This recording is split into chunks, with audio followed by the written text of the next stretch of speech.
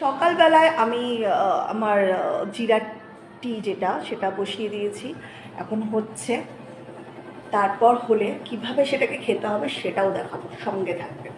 জিরাটি এখনো হচ্ছে, এইভাবে ফুটবে, মানে এটাকে ফুটতে হবে অন্তত 5 থেকে 10 মিনিট, মানে 1 গ্লাস জলটা যতক্ষণ না হাফ গ্লাসে পরিণত হচ্ছে ততক্ষণ এটাকে এইভাবে বয়েল করতে হবে।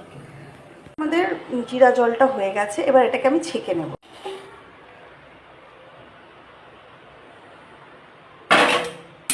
দেখা গেল 1 গ্লাস জলটা পুরো হাফ গ্লাস হয়ে গেছে।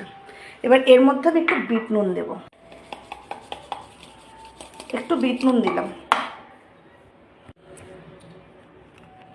হয়ে গেছে আমাদের জিরাটি, যেটা কিনা খুবই ভালো, মানে শরীরের ওয়েট লুজ করার জন্য, তো এটা খুবই ভালো। তো এটা রেডি হয়ে গেছে, এবার এটাকে আমি খাবো। একটু ঠান্ডা হলে, যখন উষ্ণ গরম থাকবে তখন আমি এটাকে খাবো। এর মধ্যে একটু লেবু দিলে ভালো হয়, বাট আজকে আমার কাছে লেবুটা শেষ হয়ে গেছিলো তাই দিতে পারিনি। তোমরা কিন্তু অবশ্যই ট্রাই করো।